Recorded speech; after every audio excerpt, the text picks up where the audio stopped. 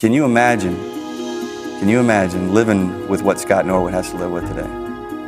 Wherever Scott Norwood goes, no matter what he does, family, friends, media, anybody in the supermarket, anybody in the restaurant, they're going to talk about Super Bowl 25, that kick. That's it. The quiet man of this football team, Scott Norwood, barely raises his voice above a whisper. He can fire the shot heard round the world now.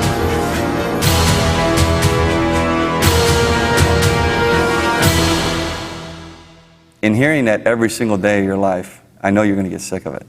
And I'm sure Scotty has. Now, tell me the truth, Scott. Now, when we're coming up here, you had to be dreading this, right? I mean, you figured, oh, no, they're going to start with a kick, and why do I have to go through this again?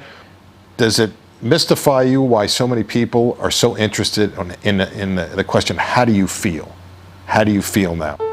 How did you feel when you missed a kick? Is that puzzling to you? Yeah, it is puzzling. I think that simply the word empathy probably comes to mind at some point, that you have the ability to put yourself in my shoes. It was a tough thing to handle, especially it faded after a while. I think that's been the greatest healer, is just time. I think it affects him still to this day in a way that none of us will understand.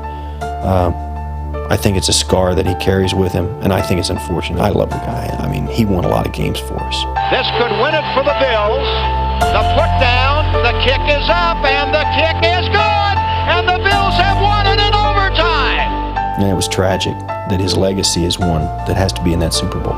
The most pressure-packed field goal attempt in history came from 47 yards. Scott Norwood never had made one from that distance on grass before. And although his kick sailed wide right, he faced every question front and center after the game. He stepped up to the mic and took his lumps and really handled it like a man. Look, I realize I missed a big opportunity today. It would have been really easy to dodge, but he didn't. And he handled it in a way that I was very proud of him. You got a lot of letters too, didn't you? And I wanted to read you. We watched your interview after the game, and you touched our hearts. Everything I have ever wanted to teach our children was taught by you in just a few minutes. How does that make you feel? Physically it gives me goosebumps to hear nice letters like that. And I recall that time period when I was flooded with letters. It warms me to see that people saw that I had, in a sense, my priorities right. When the Bills returned to Buffalo following the Super Bowl, the fans welcomed Norwood. That moment was a catharsis for Scott, but it also marked the beginning of a haunting ritual. People wanting him to talk about the miss. You know, we're struggling with this right now, and you know who I am, but I know I've never felt more love than right now. Scott Norwood kicked for the Bills for 7 seasons, often in brutal weather conditions. He made nearly 75% of his field goal attempts. He went to the Pro Bowl once, and it was his 44-yard field goal in the '91 AFC Championship that sent Buffalo to a second straight Super Bowl. Despite all his accomplishments, though, it seemed all anyone ever wanted to ask him about was one kick. The media that was on Scott Norwood was just, just relentless. I don't remember him saying lost the game, but I'm sure he felt that way. I know he felt that way. I mean, how many times does he have to say that? What approach does Scott Norwood take? He can't take any. There is no approach that Scott Norwood can take, I don't think, to relieve the pressure. Was there ever a time in the last 3-4 years that, this thing really bugged you? That you were really depressed?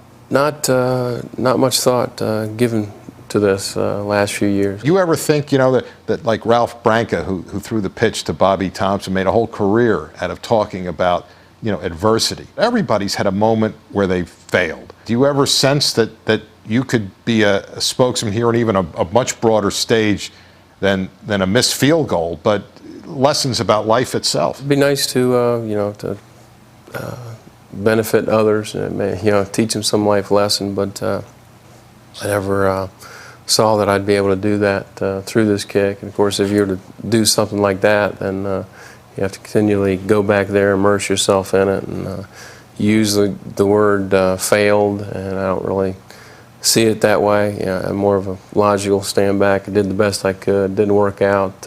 Missed it, but I didn't fail. You just don't want to revisit that whole thing yeah, again. just that's not because it's a painful situation. It just becomes, you know, I get kind of bored with it. You know. How do you feel when you see that on ESPN now, and you see that? I mean, when it comes Super Bowl week, and you have to see, oh no, I got to see that damn shot again. I'm sure, you know, when I saw it in the past, and if I see it in the future, that it's always going to be wide right. There's nothing. That's the thing about our past, is that you know, you can't make it any better, you can't make it any worse. There's nothing that you can do to affect it. If he could alter history, Scott Norwood's kick no doubt would split the uprights. But Norwood is more concerned with the present than the past. He has a successful career with an insurance company, and he and his wife are raising 3 children. He's done his best to forget about the kick. He just wishes the rest of the world would do the same.